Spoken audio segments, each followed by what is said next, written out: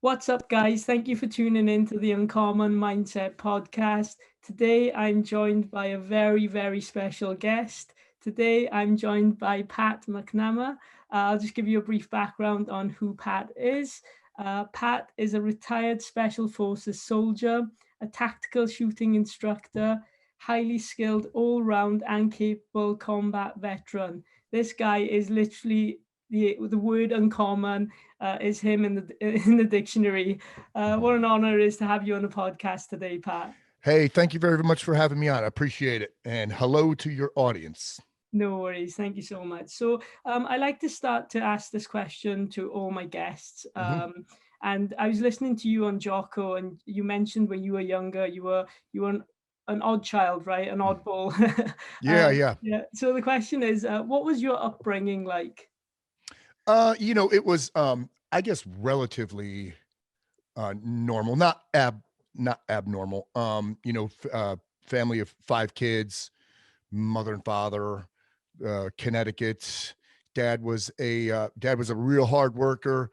He worked as a school teacher, a policeman at night, and he was constantly seeking higher education.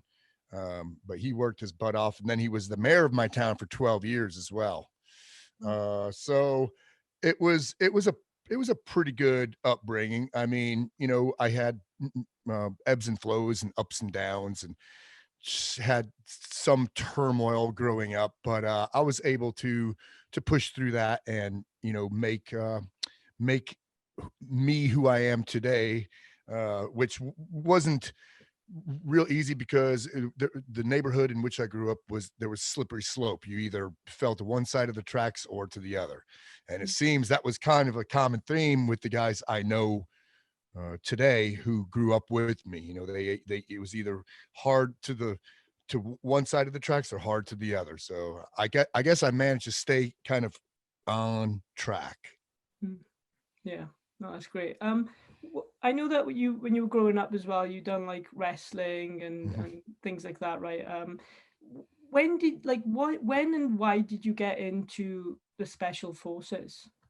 Well, like you mentioned at the beginning, I was kind of a quirky kid. I had all the, hobbies like drawing and riding unicycle, bird watching, and I wasn't a tough kid, and but there was a change in life. Probably when I was around 14 or 15, I had an older brother who tormented me, and this went on for years. But he went to prison when I was 14. So I had like a new lease on life. I had a couple years to grow up, basically, Mm. which was a good time to grow up, because when you're that young or that age as a teenager, you are growing, especially as a boy, you are developing a lot during those years. And I had mentors in the neighborhood who encouraged me to, seek sport, seek fight, seek just do better in school, all those things.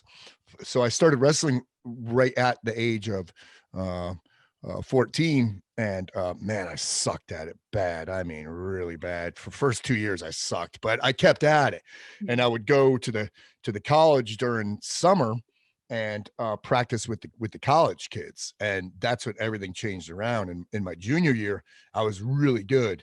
I had a good winning record, solid. I was had a couple records in takedowns, and then in my senior year, I couldn't be beaten. I went all the way to states, and Oh. it was my thing. So I was very very devoted to it, with working out on my own and um, watching what I ate and keeping my weight right, so that way I wouldn't have to suck weight during the season, because a lot of guys do that in high school. They suck weight and then they get weak, and they go straight up in weight, straight down, straight up, straight down, and it's just not healthy for you to do that. So I was able to maintain weight at a young age and maintain that discipline, but it's because I love the sport. But that kind of morphed into me wanting to excel in life and do harder stuff. It was the wrestling that like toughened me up and made me think, I want to do something grandiose when I graduate high school. I want to do something that's that's, I guess I was probably saying to myself, I want to do something that's cool, cool and tough, Yeah. because that's what you're thinking about when you're 17, 18. So I enlisted when I was 17 on a delayed entry program. And I had no idea what the military offered. I just wanted to do something hard. And I went to all of the recruiters and visited them and asked what they had to offer somebody like me. And my question was, what's the hardest thing I could do in the military? That was the question to each one. And the Army had the kind of the best answer, or the fast tracking to badassery. Mm. So they either had a Ranger program, or they had a new Special Forces X-ray program, SF Baby program, and that really appealed to me. I think it was more because of the recruiting poster and what that looked like, because that visual representation of a Green Beret on a big poster really appealed to a 17-year-old kid. You're looking at that guy and you're going, that's what I want to be right there. So, I signed the contracts and waited till I graduated high school, and went directly, a couple weeks after I graduated high school, went directly into the Army and infantry basic, to jump school right to the Special Forces course. Wow. Yeah, that's incredible. I respect people who do that. Like, I've spoken to Navy SEALs, I've spoken to Green Berets as well. I've spoken to John Stryker, and Mhm. he was in the Vietnam War. Yep. And it's it's just people who go into the military, the way I look at them, they just built different. The mindset they have is incredible. Honestly, I've never met any people like that at all. Mhm. And my, like, leading off to my question is, what what was going through your mind when you were, going through training, when you had, difficult operations to go to? What was going through your mind, and how do you overcome, doubt and fear and stuff like that? Well, there's a couple questions there, so I'm going to try to start with the first one. So the Sorry. first one, like going through training, what was going through my mind was, um, eh, you're on the bubble the whole time. Like that initial training, going through Special Forces training, you're not, there's not a lot of doubt in your head. Mm. I don't think anybody had doubt or regret. They just wanted to make it, and I think most of all, they didn't want to disappoint um, their peers. It's something that there was never any doubt, even though I had a lot of failures in training. There was never any doubt. It never crossed my mind. Uh, Defeat never crossed my mind. Where I said, "Well, I didn't make it. It's not for me." That never ever crossed my mind, and I think that's kind of common with a lot of guys that go into special ops. Because there's ups and downs. It's a very bumpy road with no shortcuts, a lot of obstacles, but it's a road worth taking. Mm. Because at the end, it's it's it's a it's a very lucrative and fulfilling career. So, and then as far as like operations and stuff like that, what goes to your mind is you're just a product of your training. So you're able to compartmentalize, pressure of combat and operations, because because the training is good, and those with whom you train are squared away, and you have great mentors, and people bringing you up the right way. So you just develop a mindset that makes you just mentally tough to help you out in those like adverse conditions. So it wasn't I, wasn't that big. It's funny to say this, but it wasn't that big of a deal. I don't think.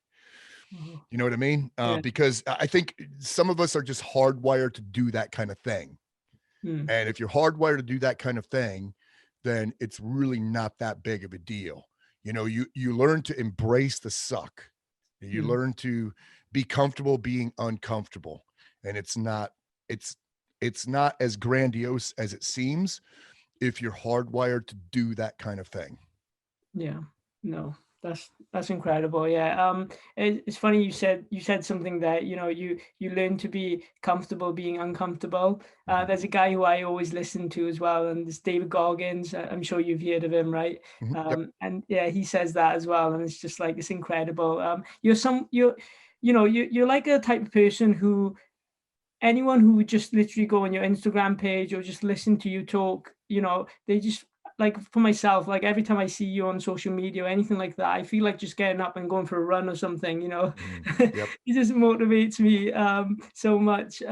But I know when you were on Rogan, you touched on this as well. I just wanted you to re go over it, if that's okay. mhm, When you left the military, I know you went through a tough situation, right? Where, you were dealing with depression and stuff like that. mhm. How did you overcome that then? Did you start to do something, like do any hobbies that took your mind off it or anything like that? Well, I was always hobby heavy. I've always been my entire life. I like to be interested and occupied. I like to keep my brain occupied at all times, and I like to learn new things. And it wasn't hobbies or anything that got me out of it. It was just a kind of an epiphany moment. But it lasted a long time, and I got to the point where I was feeling sorry for myself, even, and I was doubting who I was. I was starting to feel doubt, where you talked before about in the military, there was never any doubt, Mm, going through training. There was never any doubt. I hit a point now at that point where there was doubt in my life. And I'd never had doubt. And I realized, through research that, dude, man, I am yeah, this is what's happening to me. It's just a long bout of depression. I couldn't kick it in its ass. It was driving me crazy. And it went for years of just no real physical activity. I wasn't nurturing my mind. I was self-loathing.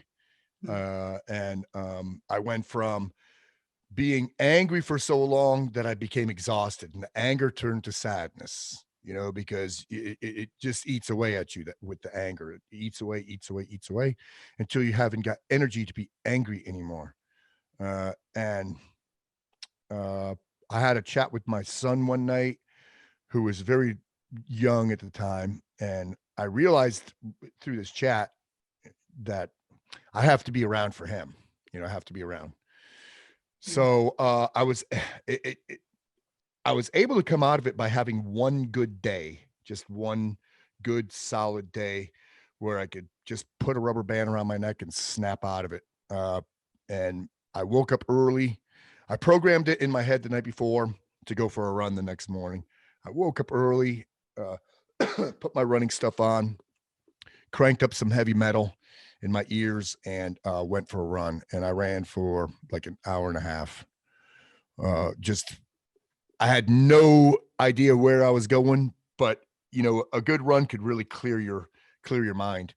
And when I came back from the run, I worked out for another hour and a half in my driveway until I was ready to pass out. I was just starving and I was ready to pass out, dehydrated. But that's what kind of jump started me back into remembering who I was and how I am wired. And that was the beginning. That was the first day of the rest of my life. mm, Day right there. mm.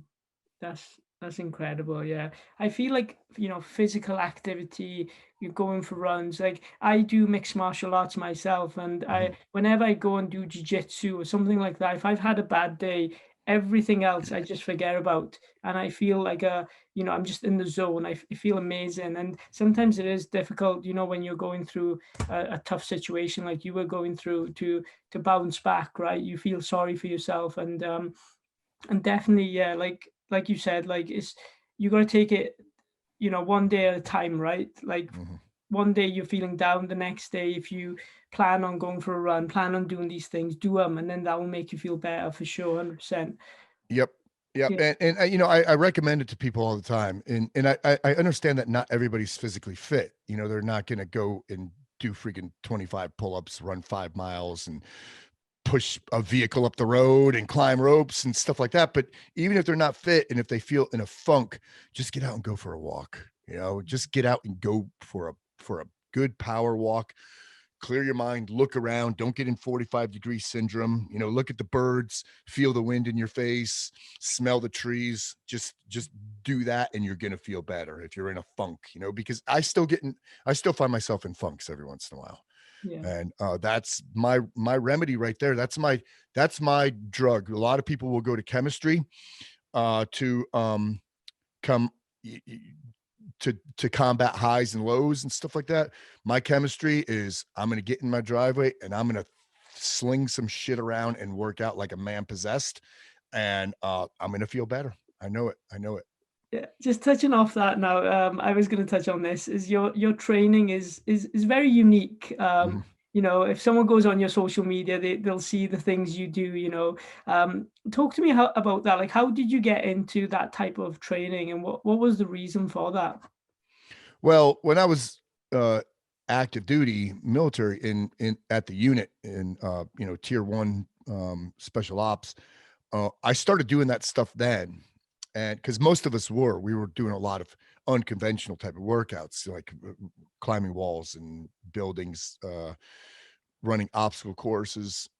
And I had already built kind of my own gym at the unit outdoors, where it was half full 5-gallon water cans and stones and sleds and things like that. And I found it so much more appealing than just going to a gym and doing bench press and squats. uh it was so much more appealing, and it was so much more relaxing, and I just got a lot more out of it. So when I like I said, when I retired, I worked out still, but I fell into that rut, and it lasted for a long, long time. But once I rekindled my ember and started the flame again, I I started mixing it up, even at the gyms that I went through, the gyms that with whom I was affiliated. I would work outdoors a lot, even in the heat of the summer, cold of the winter. And once COVID hit and we got locked down, I developed this system in my driveway, and I realized I don't need all of this equipment. I could be a minimalist and still get a lot out of it. And I get so much more pleasure out of it. I will never ever go to a gym again. The only thing I miss about going to a gym is doing, for instance, MMA, getting punched in the face, grappling with somebody. I mean, those are the only things that I miss about a gym. Everything else I could get right in my driveway, right across the street in the woods with my mountain bike. Everything is there. And it forces one to be creative too. So you exercise your creativity, your ability to improvise. So I really enjoy it, and I'm glad that I have an audience that appreciates it, on social media. And that's why I post that stuff there, because the audience is looking forward to it. And I know that I am encouraging and inspiring, just like you said at the beginning. You watch a video of mine and you want to go out for a run because it fires you up. Mm. Well, that's why I do it. So, in essence, I mean, there's a give and a take here. If I am firing you up, you are encouraging me to fire you up again. Mm. So as soon as I am done with this podcast, I am going to go in my driveway and put something together. And that's the other thing people ask is, where do you come up with these ideas? Who do you Mm. get? I make them up. I make these things up, and they're safe, they're efficient, they're effective, they're combat relevant. They encourage a continuous thought process, and they replicate real world movements, and I just feel good because when I retired broken up. A lot of reconstructive surgeries, a lot of broken bones, concussions. But now, I mean, I'm 56 and I feel pretty darn good. I mean, I have aches and pains and arthritis and, crap like that comes with age, but overall I feel pretty good. I feel pretty strong. I have a good sense of balance, proprioception, Mm. and yeah, I feel like at any given moment I could kick ass. You look good as well, I gotta say, Right 100%. on. Thanks. Yeah, yeah, yeah. That's a Um, that's a byproduct, you know? yeah. It's a very rewarding byproduct. You know, the cosmetic component of it.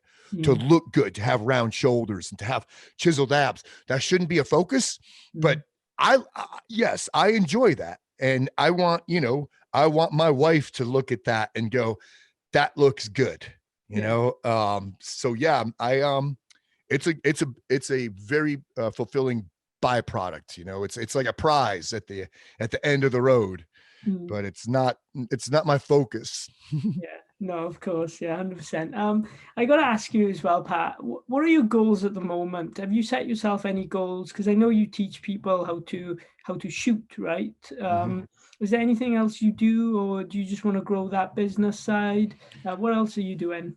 No, I want to trickle back on that business. I've been doing that for a long, long time, and for a while, that was my business. That was all I did for business. But I learned that, if you can't have all your eggs in one basket. Mm, That's a big mistake. If you're in business for yourself, you can't have all your eggs in one basket, because it's bitten me in the butt a couple times and I've gone into deep debt because of it. mm, So I've got, I've got the shooting business, and I still do that. I want to teach responsible gun owners how to be responsible and how to fire a pistol or a rifle with impunity. And I want them to be accountable for every round that they fire. But I have the combat strength training business as well, and that's why I post that stuff online. It's not about hubris. It's about, for the guys who follow my combat strength training, it gives them ideas. And for the guys who don't follow my combat strength training uh, programming, it motivates them. mm, But I've got that. I've got my own podcast with CJ the Mental Motivator, University of Badassery, and we have together an online coaching squad on Patreon as well. So mm. that's another business. And I've got a lot of things going on. Yeah. You're Just busy. started a vlog. Yep. Wow. So yep. But I don't have I I don't have long-term goals. Mm, I let life develop. And when it does, I am there to receive it and to make it blossom. wow. I really don't. My goal is to stay, is my long-term goals are to take care of myself so I can take care of my family. Yeah. So that's an easy goal to achieve. But it's being responsible too. Mm, So, but the thing is, because I have that goal, nobody's going to get in my way. mm, Nobody's going to stop me from taking care of myself, taking care of my family. Nobody. yeah. I'm not even mountains of debt or something like that. I'm still going to take care of my family. But Yeah. yeah, that's my goal. No, 100%. Yeah. And I think something that you're doing is amazing as well. You're providing value for other people, right? There's what more can you want than Right. provide value for other people? Mhm. When you put those videos up and someone like me watches it, and that provides value to me, right? You Yep. know, when you provide value for other people, you feel good yourself, right? And Right. that's the main reason why I started this podcast. A lot of people ask me like, why have you started? And um that was my main goal, is to provide value for other people, is to speak to people like yourself, Mhm. uncommon people who I believe are uncommon, and you guys provide value to the listeners. And no, that's amazing, and I really appreciate what you do and what you've done as well. What's one thing that you would say, in everything that you've gone through and all the experiences that you've learned in life, what's one thing that stood out to you, would you say? Is that too broad of a question? Yeah, way too broad, because so many things have stood out. Yeah. I mean, um, yeah, you'd have to pick a year, a topic, a something like that, because one thing that stood out, it could be me falling on my head when I was a kid. It could be getting injured in the military. It could mean, when I got promoted to E9. There's a lot of things that stand out. mm, First time in combat, first time, where you feel like you're being successful in business. mm. There's so many things that have stood out. Uh, I Also all the times that I failed in life, those things stand out as well. That's a lot yeah, of because I have failed, I have fallen on my face so many times, not even funny. But yeah, you'd have to be a little more specific than that because mm, a lot stands out. no, I yeah, think if you only have one thing that stands out, you're missing out on life. yeah. No, no, 100%. Let's talk about the combat side then, because this is something that intrigues me a lot. When you're going out to combat, right? You're going out. You don't know if you're going to come back, right? What? I was pretty sure I was coming back. Oh, you were? Yeah. Yeah. Yeah. I mean, there's been a bunch of times where, you figure, well, you're looking death in the face. Mm, And I remember saying to myself several times, it's probably not going to hurt that much. wow. Yep. Just like that. But I am looking across at another guy and Mm, I could see him saying the same thing without even saying it, without even verbalizing it. I know he's saying the same thing. It's probably not going to hurt that much. And if you have that mindset, it's like, no big deal. But I've never thought to myself, well, you're going overseas somewhere to some, poopy place, and mm, whew, you might not come back. No, no, no, wow. never anything like Yeah. that. But the thing is, I worked with a bunch of very mature professional special ops soldiers. Mm, yeah. Uh, Yeah. It's like a I, I, brotherhood, right? I never, like was um, a 19-year-old infantryman with very little training getting deployed to like Afghanistan or something like that, with very little background or experience behind him. So I was never in that boat. Mm, Because when I came into SF initially, it was peacetime army. It was 80s. I mean, then I went right into doing a bunch of Cold War stuff, which was really cool.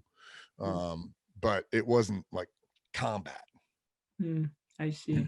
I see. Mm. Well, I don't know if you're allowed to say this or, if you want to talk about it. What was the toughest operation that you guys had, would you say?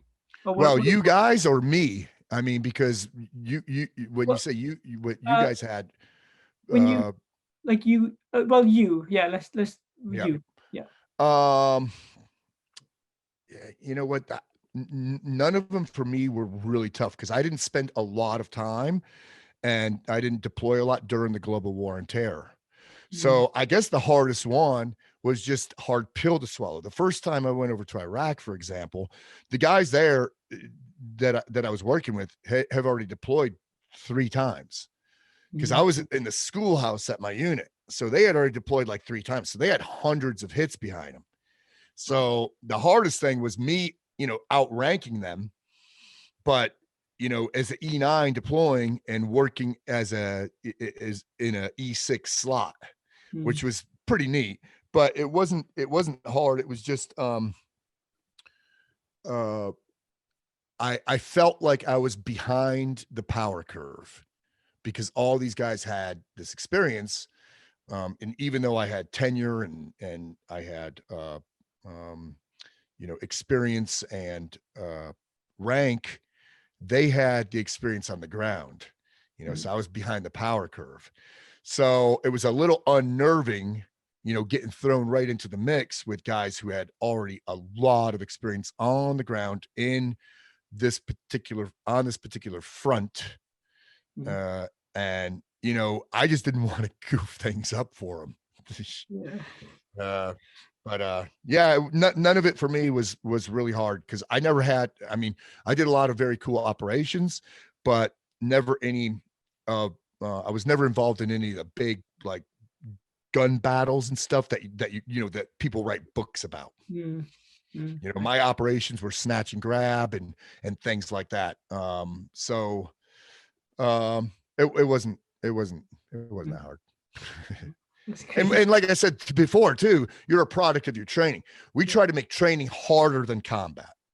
Mm, In special ops, you want training to suck way more than combat. So when you get there, it's like, no big deal. We got a job to do now. Let's just do this. Let's just do this job. is the training for special ops harder than the training? I know that you haven't done it, but when Marines they go through like Hell Week, And I've heard like that's one of the hardest things to do, right? Is the training for special ops similar to that? Well, Marines don't go through Hell Week. That's Oh, SEALs, right? So SEAL, sorry, yeah, yep, Navy yep. SEALs, yeah. Um, and there's different. I mean, that's a week. I mean, I've been through, months of excruciating training. Mm, Months at a whack, no break. Just months of it.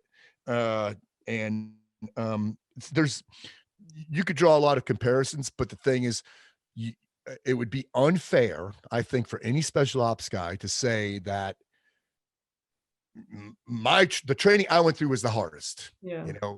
because it's a lot of it's all relative, and you you have no idea what that other guy in another branch of service had to endure unless you actually But yeah. was right next to him, embracing the suck that he is embracing.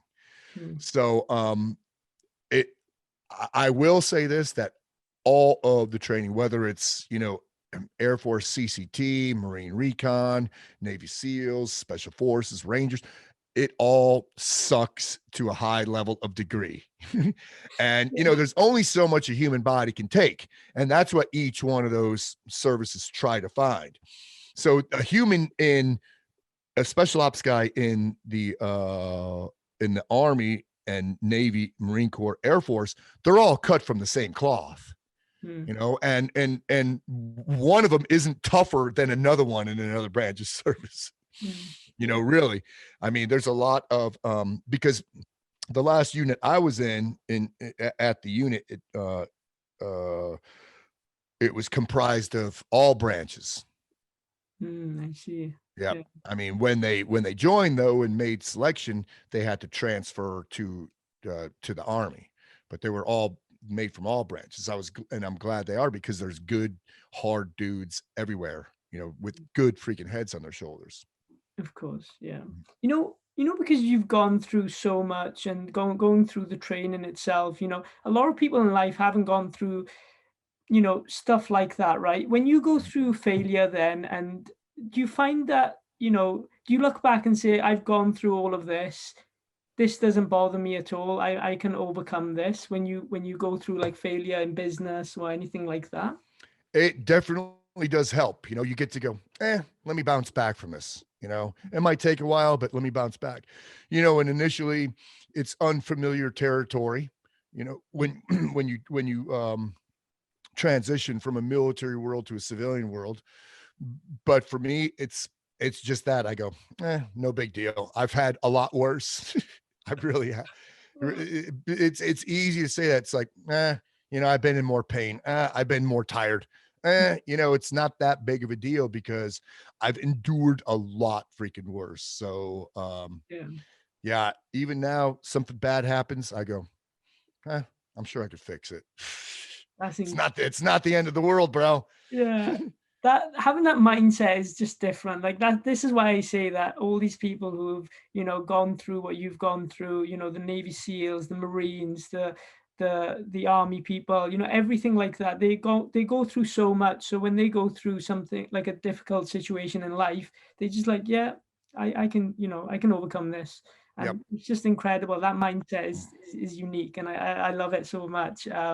But yeah, no, thank you so much, Pat. I really appreciate your time. I appreciate everything you've done in life. What I'll do, guys, I'll leave all of Pat's social media down below. I'll leave his courses down below as well if you want to go and check them out. But I have to ask you this, because I asked Mhm. this to all my guests before I go. Sure. If you could go back in time, what's it leads back to the questions I asked you before, but what's one thing that you'd tell yourself if you could go back in time when you were younger? There are a couple. See, fortunately, with most of us, with age comes wisdom. Mm, You don't have wisdom when you're young. mm, Some people do. There are some outliers. So there's two things. One is take care of my body more. Don't do that freaking hard-headed shit. You have a life in front of you. Take care of yourself a little bit more, because was breaking my body down, breaking it down, because you're invincible when Mm. you're in your 20s, and even in your 30s, you're invincible. And the other thing would be, but I've learned this, once again, wisdom, I've learned this is, hey, keep your mouth shut. Because there was a lot of times where my tact sucked, Mm. and I've learned to keep my mouth shut. So that was a big fault of mine when I was younger, and real cocky, little arrogant, and I mean, I'm still the same. I was still the same person, friendly and good to others, just big mouth. Mm. So keep your mouth shut. Those are two I things. love that. No, I love that 100%. Yeah. I'm kind of like that. Like I like to keep my mouth shut because I feel like that's the only way you learn, right? You Mhm. listen to other people. You're not going to learn by you just speaking all the time, right? Right. So yeah, no, that's amazing. No, thank you so much again, Pat. I Absolutely. appreciate everything you've done. Whenever, if you're ever in the UK, hit me up. I'll show you around Wales. Right on. Good, good, good. 100%. Yeah, thank you, and stay safe. Absolutely. Good luck to you, and goodbye to your listeners. Boom. Thank you.